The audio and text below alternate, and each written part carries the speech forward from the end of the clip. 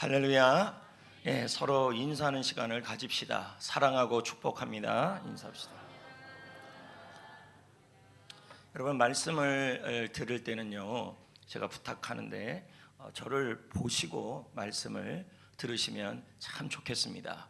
물론 여러분 밑에 뭔가 있을 수도 있겠지만 밑을 보지 마시고 저를 보시면 훨씬 더 말씀이 잘 들릴 줄 믿습니다.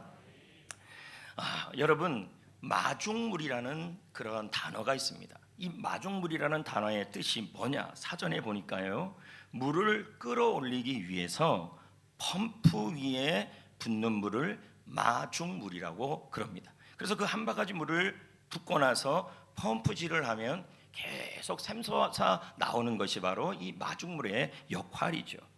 저는 오늘 말씀의 제목을 선교의 마중물이라고 지어봤습니다. 왜 선교의 마중물이라고 말씀을 드렸을까요? 자, 그것은 제가 차차 말씀을 드리겠습니다. 그러기 전에 먼저 전도가 뭐고 선교가 뭔지를 우리가 먼저 알아야 하는 것이죠. 선교는 우리가 사는 지역 밖으로 복음을 널리 전하는 걸 선교라고 그럽니다. 그러면 전도는 바로 우리가 사는 지역에서 전하는 것을 우리는 복음을 전한다고 말하죠.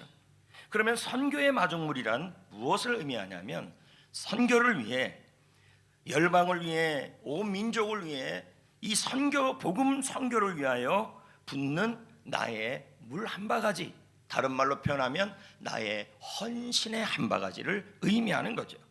그러기 전에 오늘 우리가 읽은 말씀의 배경을 이해해야 합니다.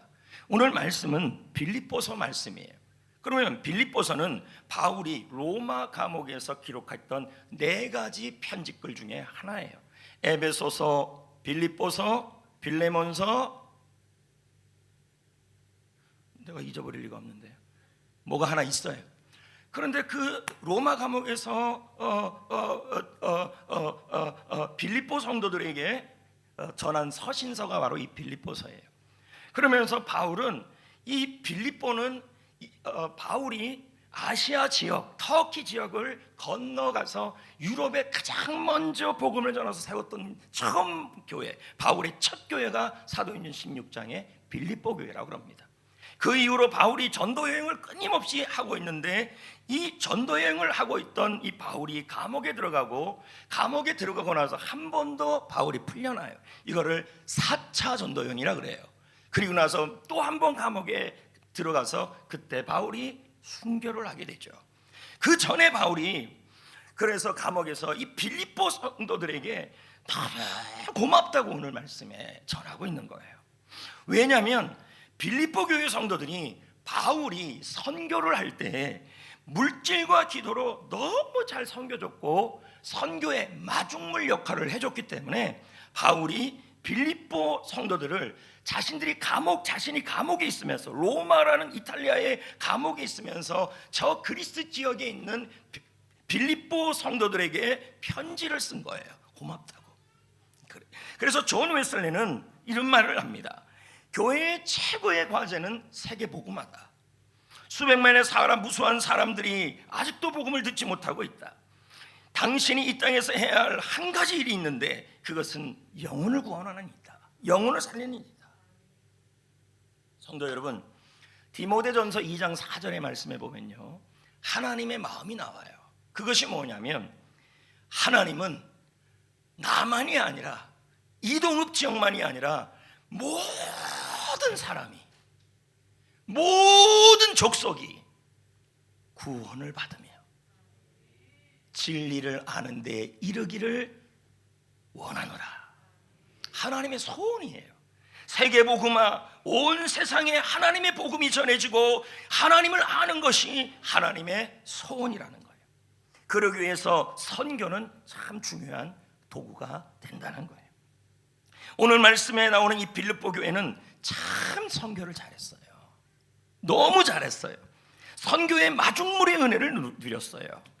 하나님은 이 빌립보 교회에 나와 있는 이 빌립보 4장의 말씀에 통하여, 오늘 읽은 본문을 통하여 하나님께서 우리는 이 빌립보 교회의 선교의 마중물을 배우기를 원하시는 거예요.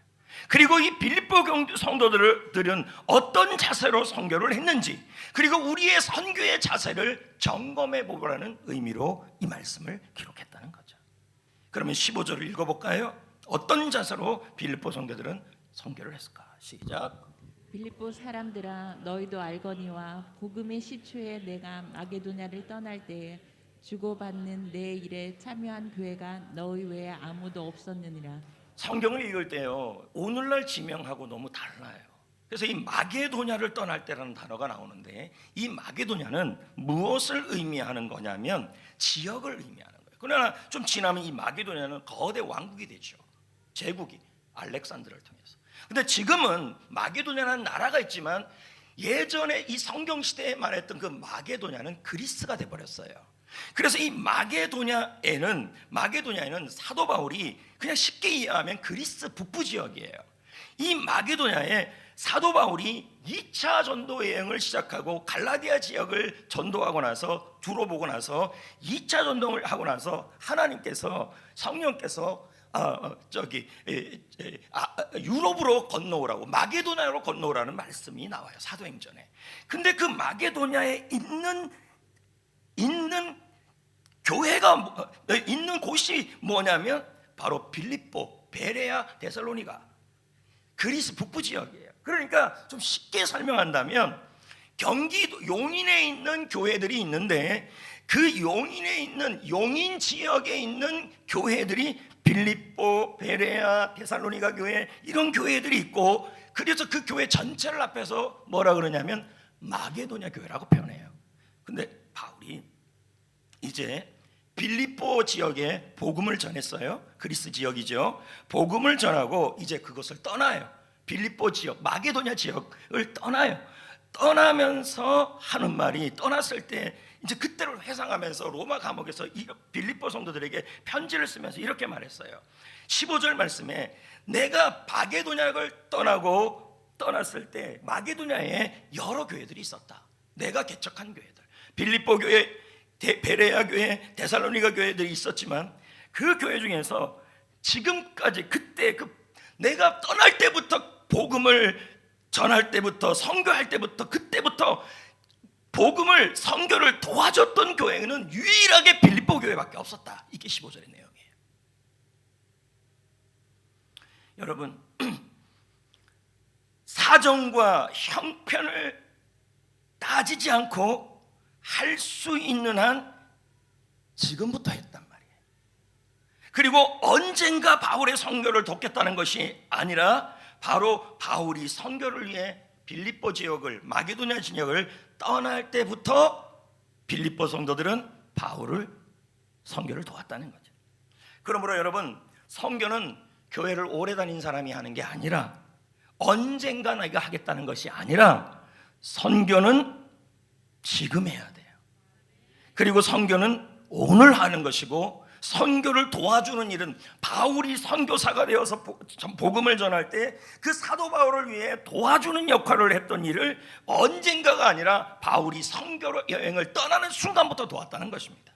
그러므로 이 빌립보 교회가 칭찬받았던 이유 중에 하나가 무엇이냐? 언젠가가 아니라 선교사님을 돕는 일을 지금부터 해야 된다는 말을 설명하고 있는 거예요. 두 번째, 이 빌립보 교회는 어떤 자세로 선교를 했을까? 16절을 보겠습니다. 시작. 데살로니가에 있을 때에도 너희가 한 번뿐 아니라 두 번이나 나의 쓸 것을 보내었다. 데살로니가는요, 자, 이게 그리스 지도예요. 그리스 지도는 역삼각형으로 돼 있어요.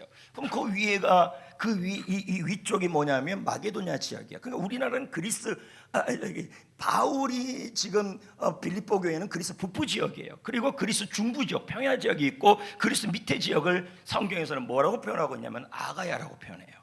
그리스 남부 지역이에요. 그러니까 성경에서 나와 있는 용어하고 지금 용어가 너무 달라요.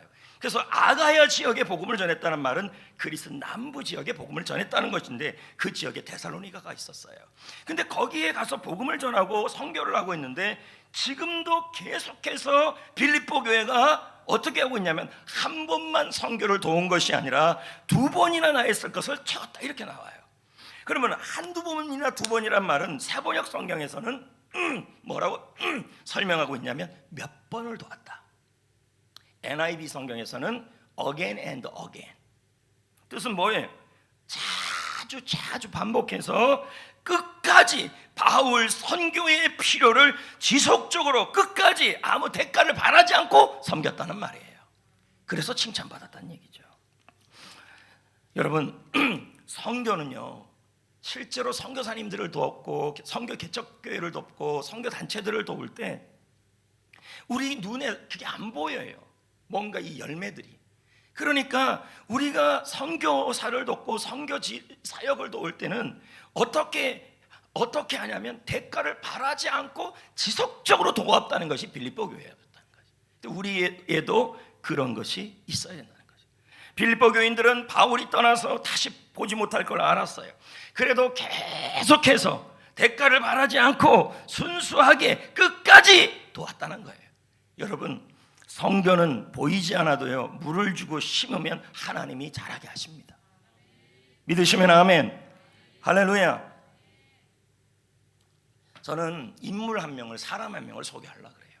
그분은 누구냐면 거창고등학교를 세우신 정영창 선생님이에요. 우리 지금은 이 거창고등학교 하면 민족의 인물들이 나오는 학교죠. 아주 좋은 학교죠. 시골에 있었던 학교죠. 근데 이분 이 전영창 선생님이 거창고등학교를 세우게 된 배경이 있어요. 그는 1940년, 1950년 사이에 미국 웨스턴 신학교에서 공부를 해요. 그런 다음에 더 공부하고 싶어서 콘클리아 대학도 공부를 해요. 미국에 있으면 미래가 보장이 된 거예요. 그런데 그는 조선으로 돌아와 그것도 시골로 돌아가가지고 거창고등학교를 세웠어요. 그 이유가 뭘까요? 미래가 보장되어 있던 한 인물이 대한민국에 들어와서 이 조그만 시골에 들어와서 거창고등학교를 세운 이유가 있었어요. 그가 귀국하기 전에 1950년대니까 조선은 아니죠. 1956년 1월에 미국의 포틀랜드에 있는 한 교회에서 강연을 하게 되었어요. 그런데 그날 무슨 일인지 이 전영창 선생님을 마중 나오신 사모님이 얼굴에 수심이 가득하면서 얼굴에 슬픔이 있는 거예요.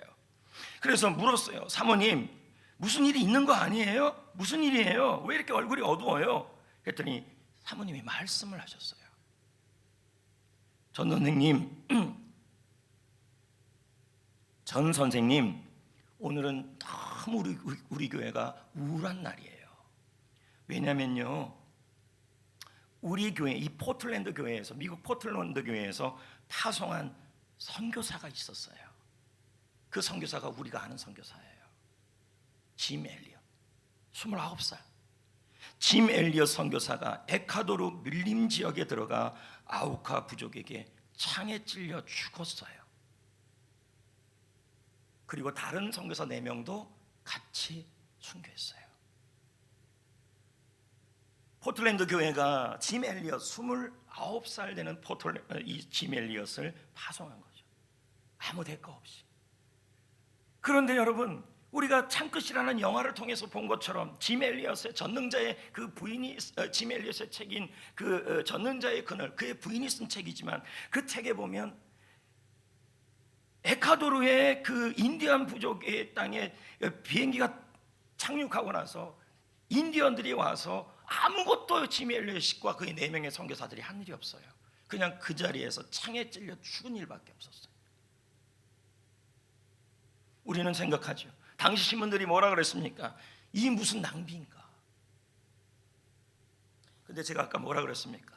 선교를 할 때, 그럼 포틀랜드 교회 입장에서는 우리가 선교사를 키워서 선교사에게 물질과 기도 후원을 했는데 아무런 열매가 나타나지 않고 순교한 거예요. 그러면 일반 신문에서도 뭐라 그러냐면 저건 낭비였다. 그리고 이 포틀랜드 교회 입장에서도 그럴 수 있었다는 거예요. 그러나 선교라는 건요, 어떻든 심고 물을 주면 하나님이 일하셔요. 이 짐 엘리엇의 순교가 전영창 선생님의 가슴에 박힌 거예요.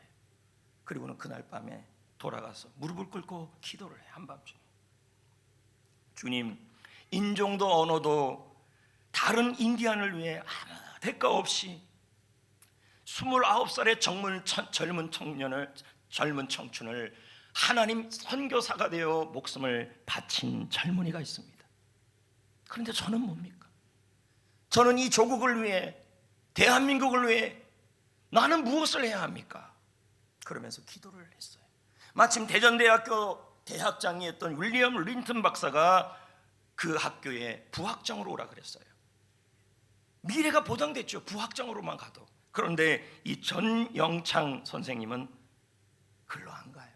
그리고 시골 거창으로 들어가 바로 거창고등학교를 세웁니다. 짐 엘리엇을 위하여, 여러분, 이 거창고등학교가 세워지고 우리 민족의 중요한 인물들이 나오는 이 학교가 세워진 것은 그 시작이 바로 짐 엘리엇의 순교였다는 거죠. 그리고 짐 엘리엇을 위해 아무 대가 없이 선교했던 포틀랜드 교회에 성도들이 있었기 때문인 것입니다. 그런데 여러분, 이 선교의 열매가 곳곳에 나타나고 있었어요.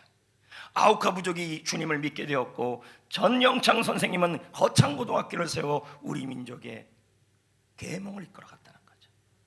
여러분, 선교는요, 아무 대가 없이 해도 하나님이 잘하게 하시는 것입니다. 아멘. 그러면 성도 여러분, 구체적으로 어떻게 선교해야 할까요?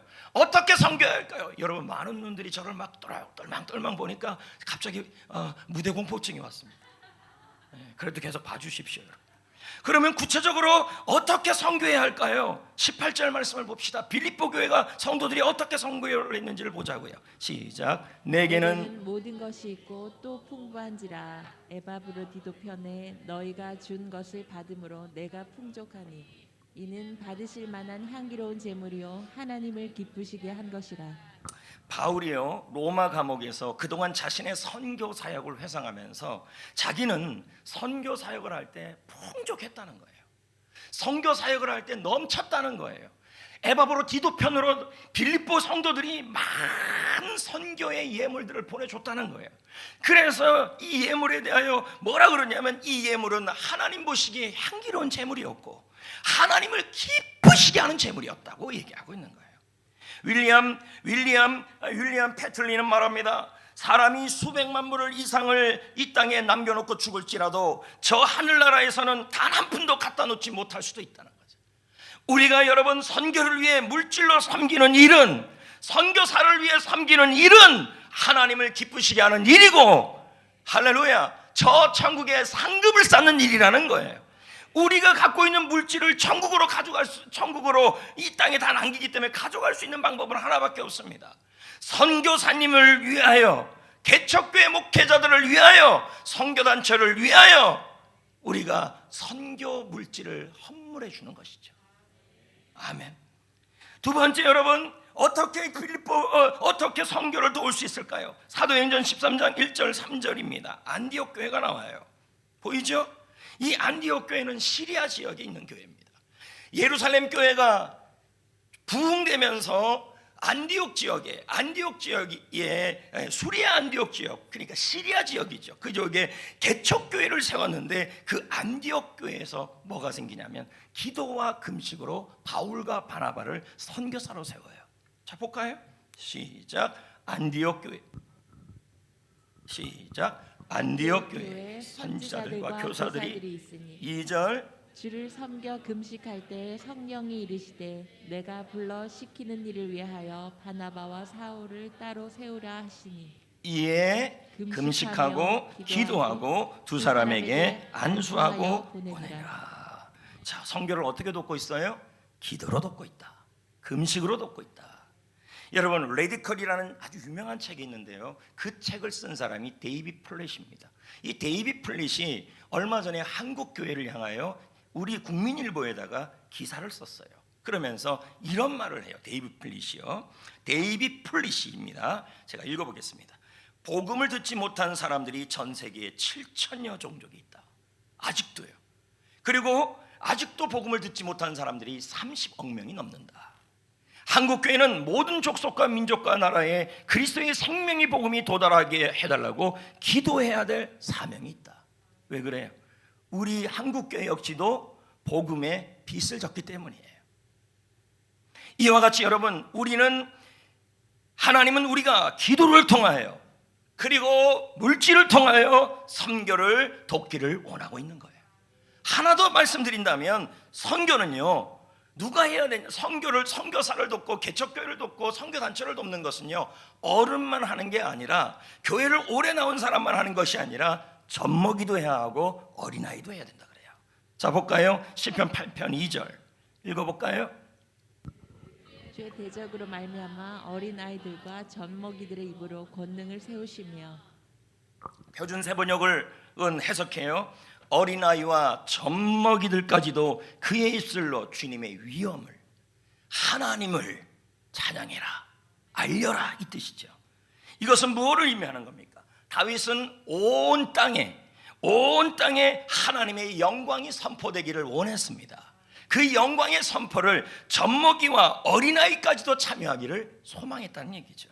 여러분, 선교사를 돕는 일, 개척교회를 돕는 일, 선교단체를 돕는 일, 이 일은 어린아이도 해야 될 일이고 젖먹이도 해야 될 일이고, 그리고 우리 모두가 해야 될 일이라는 것입니다. 그러면 여러분, 왜 하나님은 이렇게까지 선교를 원하실까요?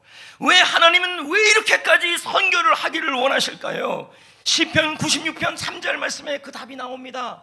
읽어볼까요? 시작. 그의 영광을 백성들 가운데, 그의 기인한 행적을 만민 가운데 선포할. 자, 여기 보세요. 하나님은 만민에게 하나님의 일이 전해지기를 원한다는 거죠. 할렐루야. 여러분, 우리 하나님은요, 저와 여러분을 위해서 예수 그리스도를 보내주시고 복음을 주셔서 우리를 하나님의 자녀로 삼으시고 천국을 주셨어요. 그런데 그 복음이 나를 위해서만 있는 것이 아니라, 지금도 듣지 못하고 알지 못하고 천국을 모르고 하나님을 모르고 행복을 모르는 많은 하나님 인류 종족들에게도 그 복음이 나타나기를 원하신다는 거예요. 그래서 선교를 원하시는 거예요. 얼마 전에 선교학 교수님이 20년 전에 선교 통계를 저에게 좀 알려주셨어요. 20년 전 CCC 대학생 선교의 경우 1999년에 900명 정도 선교사를 파송했죠. 현실은 그러나 지금은 점점 떨어져 가고 있다. 숫자가 확 줄고 있죠. 예수전도단 같은 경우는 1817명인데 확 줄어들고 있고, OM 선교사 같은 경우는 171명인데 60명대. 그럼 2021년 지금 현재는 어떨 것 같습니까? 예장합동 총회, 우리 교단 입장에서 보면 현재 우리 합동, 다른 교단을 빼놓고 우리 교단에서 GM에서 선교사가 파송된 것이 100개 나라에 2,600명이에요. 근데 지금 코로나가 일어났잖아요. 이 코로나 2년 사이에 1,000명이 줄었어요. 왜 이렇게 줄었을까요? 지금 선교 현실이 너무 비참하기 때문이에요. 우리는 여기서 예배의 어려움 속에서 있지만요, 선교사님들은요, 먹고 입고 마시고, 그리고 그분들이 해야 될 그 신앙적 핍박과 이슬람과 공산 정권에 대한 그 신앙적 핍박 속에서 복음을 지키는 것이 너무 어렵고, 코로나19 속에서 그 모든 핍박을 교회로 돌리는 그러한 현실이 너무 어렵기 때문에 선교사들이 숫자가 줄어들고 있다는 거죠. 너무 힘들게. 하물며 여러분, 경찰 공무원, 소방 공무원도요, 그 일을 하려면 경찰차가 있고 소방차가 있어야 되고, 그리고 의료용품이 있어야 되고, 여러 가지 기구가 있어야 돼요. 선교사도 마찬가지예요. 점점 한국 교회 현실들이 어려워지고 힘들어지니까 선교에 대한 관심이 사라지고 기도가 사라지고 헌물이 사라지는 상황에 처해진 거죠. 그러니까 선교사님들이 못하는 거예요, 선교 사역을. 그리고 우리는 피부로 느끼지 않으니까 그냥 해피코스나 열심히 하면 되지, 이런 마음을 먹고 있다는 거죠. 우리 교회는 그동안 지역 복음화를 위해 열심히 달려왔습니다. 노방전도도 하고 셀을 통한 전도도 하고, 코로나 상황에서도 영혼 구원을 멈추지 않고 온라인 해피코스를 진행했고, 드디어 다음 주이면 수료식을 진행하죠. 이번 이 온라인 해피코스를 통해서도 하나님은 많은 변화와 은혜를 우리에게 주셨어요. 저는 설마 했어요. 온라인을 통해서 무슨 역사가 일어날까, 복음의 일이 일어날까. 그러나 간증을 보면 또 아니에요. 하나님이 온라인을 통해서도 일하시더라는 거죠. 할렐루야. 더불어 우리 교회는요, 열방을 향해서 이제는 복음을 확장해 가야 돼요. 근데 지금 현실이 어떠냐면, 제가 네팔 선교 원장 교수님하고도 얘기를 나누면 뭐라 그래? 현실은요, 교회들이 선교를 줄인대요.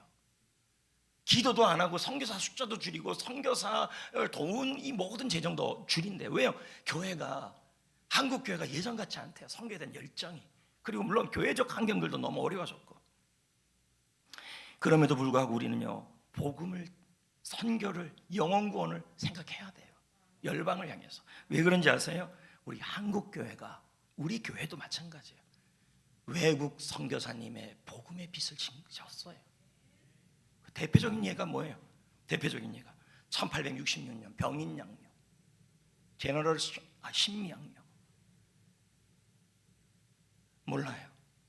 신민지 병인인지 다 모르는 눈치네요. 뭐 괜찮아요. 어떻든 1866년 제너럴 셔먼웨이가 대동강변으로 올라오다가 조선군의 화살과 불화살을 맞고 대포를 맞고 불이 타죠. 근데 이 배에서 1866년에 뛰어내린 한 사람이 있었어요. 그를 생포했어요. 그의 가슴에는 성경책이 이렇게 있었어요. 조선 군인은 그를 붙잡아다가 그 자리에서 대동강 강변에서 목을 베요. 참수형이죠. 그의 나이 27살이에요. 아까 말한 짐 엘리엇보다 더 젊은 나이에요. 조선 땅에 피를 뿌렸죠. 대동강변에, 평양에, 그곳에. 그의 이름이 박충곤이에요. 나중에 이 박충곤 씨가 그 당시의 그 상황을 다음과 같이 말해요. 내가 서양 사람을 죽이는 일 중에 자기가 칼로 목을 베려고 하는 그 순간에 그 서양 사람이 이상한 행동을 했다. 그는 자기 손에 잡고 있는 붉은 베를 입힌 성경책을 나에게 받으라고 하고 있었다. 자기 목이 잘려가는 순간에 나는 그를 죽였다. 하지만 그 책을 받지 않을 수가 없었다. 여러분, 이 박충곤 씨가 장로님이 됩니다, 나중에. 그리고 이 서양 사람이 토마스 선교사예요. 27살. 이분은 어느 교회에서 파송인 줄 아십니까? 영국 시골의 하노버에서 파송된 하노버 교회에서 파송한 선교사예요. 우리 교회보다 훨씬 작은 교회예요.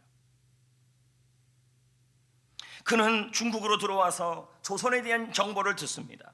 조선어 성경이 없음을 알게 되었습니다. 조선 성교의 필요성을 알게 되었습니다. 그래서 그는 조선어를 배우고, 그리고 선교를 위하여 제너럴 셔먼호를 타고 들어온 것입니다. 그의 나이 27살. 그 나이에 미지의 땅 조선에서 순교의 피를 흘린 것입니다. 하노버 교회 입장에서는 뭡니까? 이 토마스 선교사가 조선 땅에서 한 일은 성경책 몇 권을 전해준 일밖에 없어요. 복음도 전하지 못하고 죽었어요. 하노버 교회의 선교가 망한 것처럼 보인 거죠. 그런데 여러분, 그 성경이 여러 사람들에게 전달되었어요. 여러분 보세요. 우리가 돕고 우리가 섬기면 하나님은 일하셔요. 어떻든. 그런데 여러분, 그 성경이 홍신길이라는 사람에게 전해졌어요. 그 홍신길이라는 사람이 그 성경을 읽었어요. 그리고 그 성경을 읽고 변화되어서 평양에다 교회를 세웠는데 그 교회 이름이 서가교회예요. 망경도에 있는 채치랑이라는 사람은 그 성경 말씀을 보다가 평양교회를 세웠어요. 박영식이라는 사람은 성경책 질이 너무 좋아서 도배지를 쓰다가 붙였어요. 도배지를 붙여놔서 누워다가 그 성경책 글을 읽다가 그만 은혜를 받았어요. 그리고 그의 집이 교회가 됐어요. 평양에 널다리 교회. 토마스 선교사를 파송한 영국의 웨일즈의 하노버 교회는 아주 작은 시골 교회입니다. 제가 작년인가 국민일보에 봤어요. 너무 작은 교회예요. 거기에 토마스 선교사의 무덤이 있어요. 진짜 무덤일까요? 감옥이겠죠. 왜? 토마스 선교사는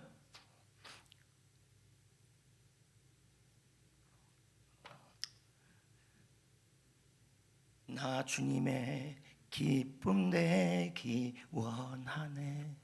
이 노래 부르니까 2명이 눈을 떴어요. 아무튼 이 노래가 나오면 지금 잠에서 깨어라라는 말입니다.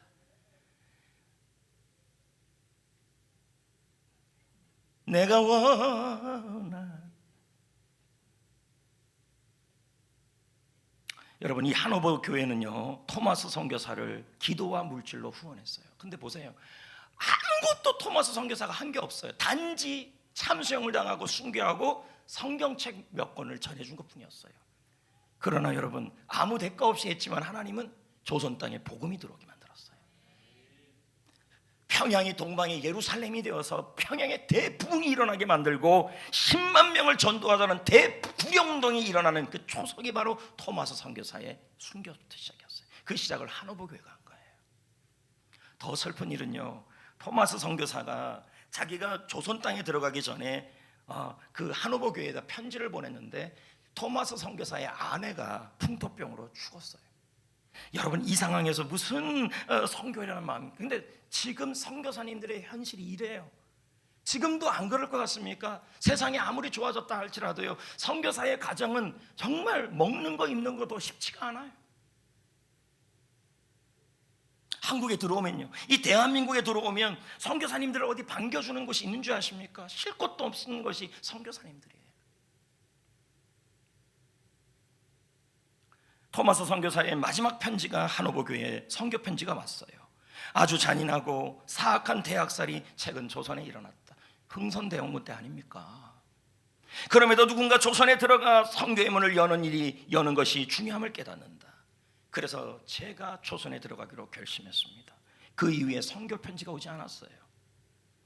선교사님의 순교 소식이 전해진 거죠.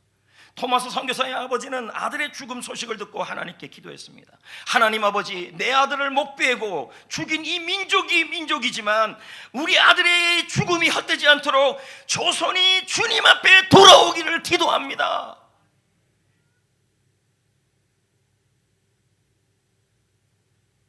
그 복음의 빛을 우리가 지고 있는 거예요. 한국이요. 송정교회는 어떻습니까? 송정교회는 여러분, 교회 요람 그 홈페이지에 보면 이렇게 써 있어요. 1910년 10월 16일 6명의 성도가 교회를 시작했다. 그러면 여러분, 1910년은 언제입니까? 사실 우리가 1910년 8월 달인가가 우리가 경술국치라 그래서 국민들이 가장 우리나라가 일본에 합병된 그 수치스러운 날이에요. 그런 그때에 이 이동읍 송전 용인의 교회가 세워진 거예요. 그러면 젊은 한국 사람들 6명이 세웠는데 이 6명이 세웠을 때 어떻게 세웠겠냐는 거죠.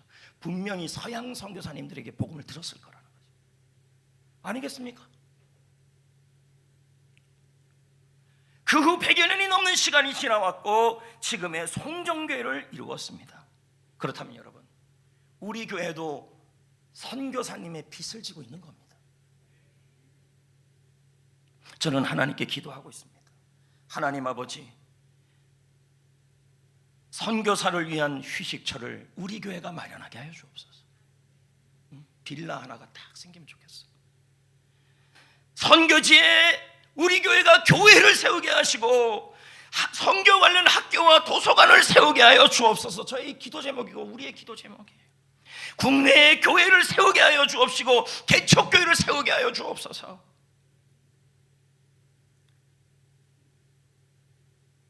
저는 선교한국이라는 찬양을 부르며 참 은혜를 받았어요. 선교사님들이 코로나19로 사역지를 잃어가고 있어요. 네? 한국에 들어왔는데 못 나가요. 제 동기, 저희들 총신대학원 신대원 동기들도 보면 우리 동기에 유독 선교사들이 많더라고요. 이분들이 이제 내년 홈커밍데이 하게 되면 20년이 지나서 신대원을 졸업하고 나서 학교에 돌아가서 학교에 가서 은사님들을 격려해주고 후배들에게 장학금을 주고 그리고 동기 선교사님들을 모두 모아서 한번 위로해 주는 게 내년이에요. 제가 거기 회장이에요. 좀 감동 좀 하시죠. 제가 내려놓으려고 오래 그랬더니 안 된다는 거예요. 내가 해야 된다는 거예요. 근데 들어보면요, 들어왔다가 못 나가요. 코로나 때문에. 또 나가요. 나가는데 생명을 걸고 나간대요. 또 인도네시아로, 필리핀으로. 가면 분명히 기독교를 반대하고 모진 핍박도 기다리는데도 그들은 간다는 거예요. 선교한국이라는 찬양에 보면 이런 가사가 나와요. 영원한 주님의 십자가 사랑 우리를 재촉하시네. 무슨 뜻입니까? 나에게 준 십자가의 사랑이 나를 복음을 위해 재촉한다는 복음 들고 예루살렘을 향해 일어나 나 거침없이 나아가리라. 성도 여러분, 선교를 위하여 함께 기도하고 동역하라는 거예요. 모진 핍박 고난이 와도 내가 우리 믿음은 더욱 견고해진다. 무슨 뜻입니까? 코로나로 인한 고난, 복음 때문에 오는 고난이 와도 한국교회 성도 여러분, 선교를 위해서 이 고난 앞에서도 믿음만은 더욱 견고해져야 합니다. 그 노래예요. 저는 이 가사가 더 은혜가 돼요. 선포하라. 그래도 하나님의 나라. 모진 핍박, 모진 시련이 와도 한국교회가 일어나고 성교한국이 일어나고 성전교회가 일어나서 성교 앞에서 주님의 명령을 따라 주님 오실 때까지 일어나자. 그게 성교한국의 찬양이에요. 저는 여러분에게 묻고 싶어요. 예수님의 복음이 나를 위해서만 주신 건 아니에요. 온 열방을 위해서 모두 주신 것이 복음이고 사랑이고, 특히 우리 성전교회는 선교사님에게 복음의 빛을 지었습니다. 그 마음으로 이 찬양을 같이 불러봅시다.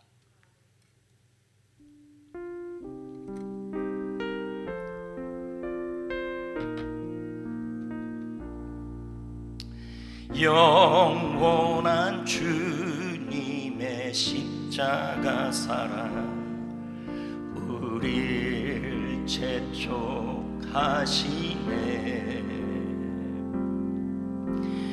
복음 들고 예루살렘 향해 일어나 너 거침없이 나아가라. 모진 고난 핍박이 와도 우리 믿음 더욱 견고해. 선포하리 하나님 나라.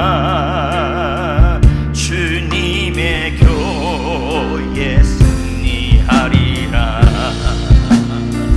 주님의 영영 따라 한국교회 일어나리라.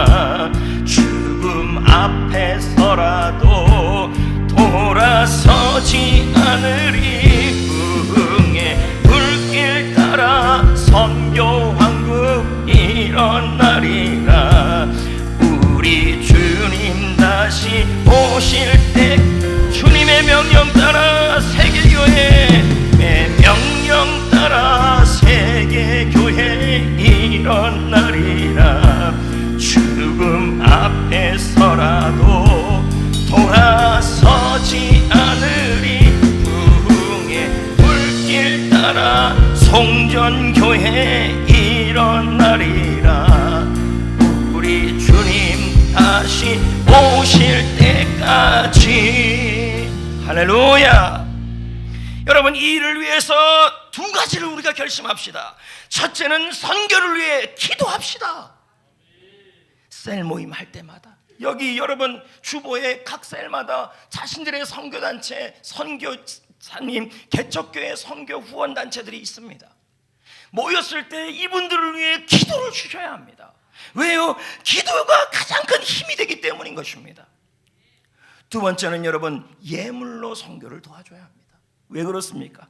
여러분, 사람을 건지는, 우리 건지는 구급대도, 소방대도, 경찰 공무원도 모두 다 그 일을 하려면 물질이 필요합니다. 우리 교회는 19개의 선교단체와 10명의 선교사와 개척교회를 후원하고 있습니다. 또한 네팔 선교원 우리가 이사장 교회로 지금 섬기고 있습니다. 지난번 네팔 선교의 날에 드린 헌금으로 80년대 네팔에 들어가서 선교했던 한국 초기 선교사 4명에 대한 역사책이 이제 나오게 되었습니다. 그래서 연락이 왔어요.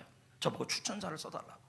그 4명의 선교사가 누군지 아십니까? 1980년도경에 네팔에 들어가서 생명을 걸고 네팔어로 성경을 번역하고 의료 선교를 했던 분들이에요. 그분들의 이름은 이성호, 강훈이, 이혜신, 이상영 선교사님이에요. 이분들이 네팔에 가서 복음을 위해서 생명을 던지며 그렇게 살았고 지금은 전부 돌아가시거나 은퇴하셨던 분들.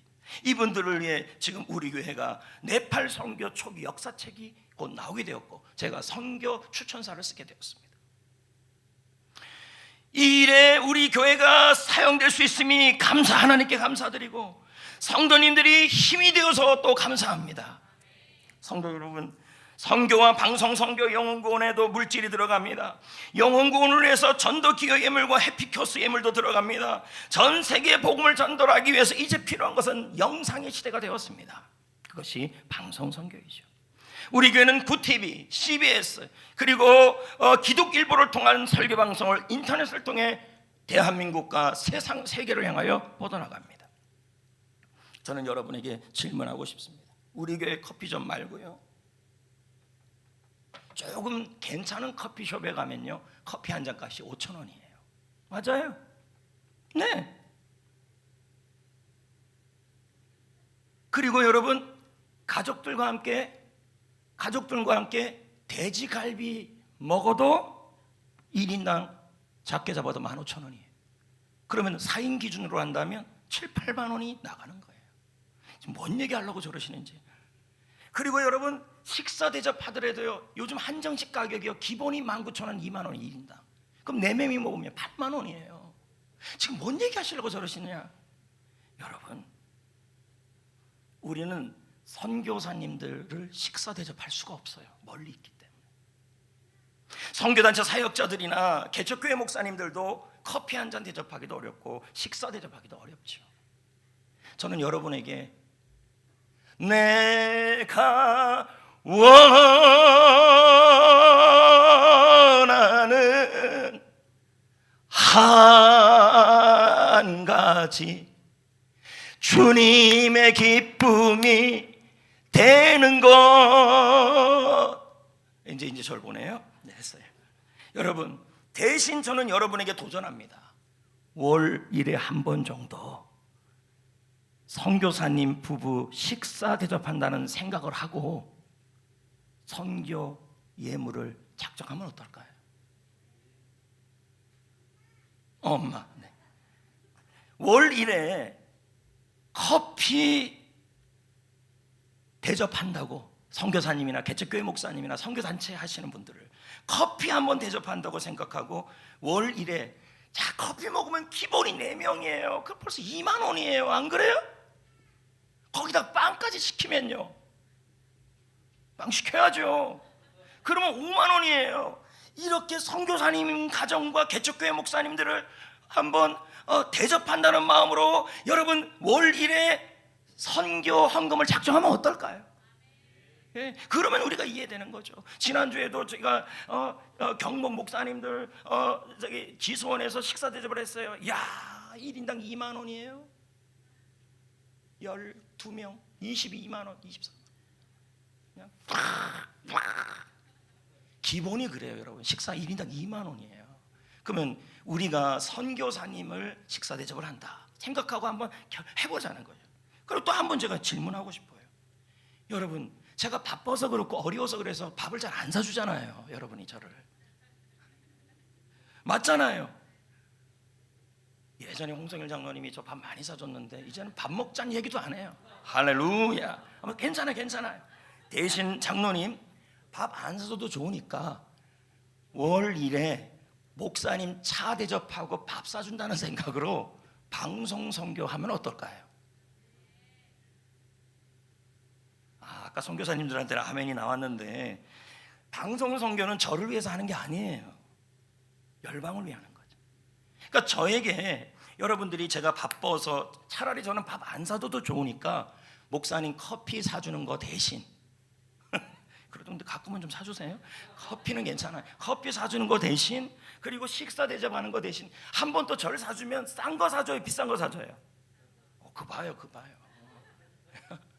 지난번에 저쪽 학성에서 장로님, 학성에서 목사님들하고 하는데, 우와, 왜 자꾸 시키는지 모르겠어요.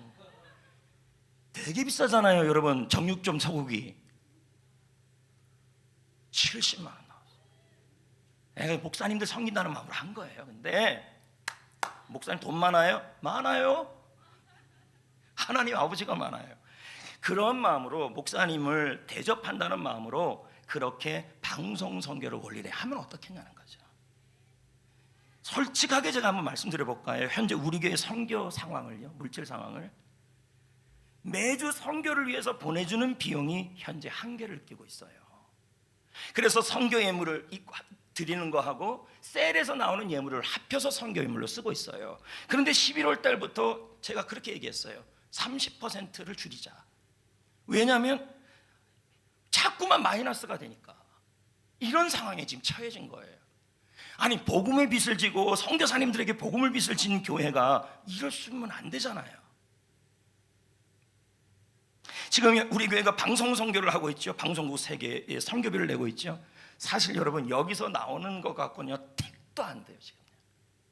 근데 여러분, C채널, 극동방송 다 저의 설교를 쓰고 싶어요. 여러분은 여기서는 안 알아주는데 좀 알아줘요. 근데 못하고 있어요. 여러분이 워낙 저를 신경을 안 써줘요. 방송 선교를. 여러분, 차 사주는 마음으로, 가끔 나 마끼아또 한 잔씩 사주잖아요. 안 사줘도 좋아요. 그거를 월 1회씩 방송 선교에 참여하시면 어떨까 싶어요. 물론 여러분 부담될 수 있고 충분히 이해도 되고 공감이 돼요. 하지만 복음을 위해 기도하는 마음으로 동참해 주세요. 우리 교육부 아이들도 부모님들이 어렸을 때부터 참여하도록 도와주셔야 돼요. 제가 TV 프로그램 유퀴즈 언더블럭에 보니까 초등학교 3학년 아이가 자기가 지금까지 모았던 50만 원의 용돈을 장난감 사려고 모았던 돈을요 구제를 위해 썼대요. 상까지 받았어요. 네가 왜 그렇게 돈을 쓰냐 했더니 섬기는데, 나누는데, 굳이 하는데 아깝지 않대요 했더니 우리 아빠가 그렇게 하는 걸 보고 배웠대요. 아이가 아주 됐어요. 신동신 목사가 말합니다. 재정은 선교의 핏줄이다. 요즘 이런 말이 있어요. 키워드 중에 ESG. 기업에서 지금 ESG를 추구하고 있어요. 그리고 미래는 이렇게 가야 되는데, E는 뭐예요? 인바이러먼트예요. 환경. S는 소셜, 사회. 그리고 G는 가버넌스, 지배구조라는 뜻이에요. 그리고 이게 무슨 말이냐면 환경을 생각하고 사회를 생각하고 사회를 책임을 다하고 그래서 다하며 건강한 지배구조를 가진 기업이 생존한다는 의미예요. 그럼 교회도 똑같아요. 다음 세대를 위해 좋은 환경을 만들고 사회적 책임을 다하고 선교를 위해서 책임을 다하는 교회가 건강한 교회고 살아남는다는 거죠. 할렐루야. 사랑하는 성도 여러분, 선교의 마중물은 기도와 물질인 줄 믿습니다. 그 마중물을 부을 때 하나님은 여러분에게 펌프에서 물이 나오듯이 샘솟게 하는 3가지가 있습니다. 첫째, 여러분을 위해 기도하는 사람이 생겨요. 볼까요? 17절을 볼까요? 시작. 내가 선물을 구함이 아니요 오직 너에게 유익하도록 풍성한 열매를 무슨 구하노라. 뜻인지 아십니까? 내가 섬김을 받아서 기쁜 게 아니다. 바울이 그렇게 말해요.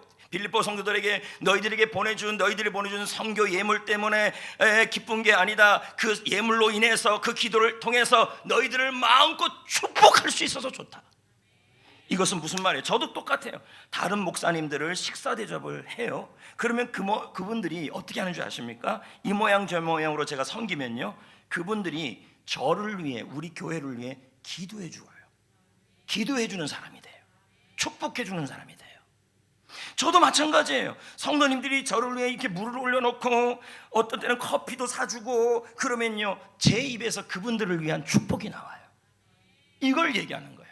여러분이 선교사를 위해, 개척교회를 위해, 방송선교를 위해 협력하고 섬기는 선교의 마중물을 하면 그 선교사님이, 그 개척교회가 제가 여러분을 위해서 축복해주는 기도의 사람의 동력자가 된다는 거예요. 두 번째, 여러분, 하늘에 상이 있어요. 볼까요? 마태복음 10장 40절 42절 읽어볼까요? 시작. 너희를 영접하는 자는 나를 영접하는 것이요 나를 영접하는 자는 나를 보내신 이를 영접하는 것이니라. 선지자의 이름으로 선지자를 영접하는 자는 선지자의 상을 받을 것이요 의인의 이름으로 의인을 영접하는 자는 의인의 상을 받을 것이요 누구든지 제자의 이름으로 이 작은 자 중에 하나에게 냉수 한 그릇이라도 주는 자는 내가 진실로 너에게 이르노니 이 사람이 결단코 상을 잃지 아니하리라. 할렐루야. 여러분이 선교사를 대접하면, 여러분이 선지자를 대접하면, 냉수 한 그릇이라도 기도하고 섬겨주면 반드시 선교사와 선지자의 상을 겸하여 받는단 말이에요. 우리는 기억해야 돼요. 우리가 섬기는 사람은 우리가 주의 종을 섬기는 게 아니라, 선교사를 섬기는 것이 아니라, 우리가 주의 종을 섬기고 선교사를 섬기고 개척교회를 목사님들을 섬기면 그분을 보내신 하나님을 섬기는 것이다. 마지막 선교의 마중물을 하시면 하나님이 이 땅에서 쓸 것이 넘치게 해요. 볼까요? 19절, 오늘 본문 말씀 19절. 이제 마지막이죠. 시작. 나의 하나님이 그리스도 예수 안에서 영광 가운데 그 풍성한 대로 너희 모든 쓸 것을 채우신다. 아멘. 하나님이 영광 가운데 쓸 것을 채우신대요. 여러분, 빌립보 성도들에게 말하는 거예요. 너희들 빌립보 성도들아, 너희들이 처음부터 지속적으로 대가 없이 끝까지 처음부터 나를 위해 기도와 물질로 선교를 동역했느냐? 너희들에게 말하는데, 너희들에게 하나님의 영광 가운데 모든 쓸 것이 채워주는 샘솟는 복이 있을 것이다. 이 믿음 있는 사람은 선교의 기회를 놓치지 않아요. 근데 우리는 자꾸 생각해요. 섬기면 나에게서 뭐가 빠져나간다, 손해본다. 근데 지난 금요일날 제가 그런 설교했잖아요. 레인을 섬기고 레인을 도와주는 것이 결국은 낭비가 아니고, 땅을 주는 게 낭비가 아니라 그 레인이 그곳에 들어가 여러분을 축복하고 여러분을 위해 기도하니 오히려 복이라고 말했어요. 섬김이 복이라는 거죠. 채워준다는 거죠. 이제 말씀을 맺으려고 합니다. 하나님은 우리에게 선교의 마중물을 주셨어요. 선교사를 위한 기도, 개척교회를 위한 기도, 물질, 헌물. 우리는 지역 복음화도 해야 되지만 세계 선교도 해야 합니다. 직접 갈 수 없잖아요. 그래서 기도로 돕고 물질로 도와야 되죠. 이 일을 지금부터 해야 돼요. 지속적으로 해야 돼요. 그럴 때 하나님이 축복해 주는 사람을 붙일 겁니다. 여러분을 축복해 주는 사람. 그리고 뭐예요? 필요한 모든 쓸 것을 넘치게 채우십니다. 그리고 하늘나라 상금이 있습니다.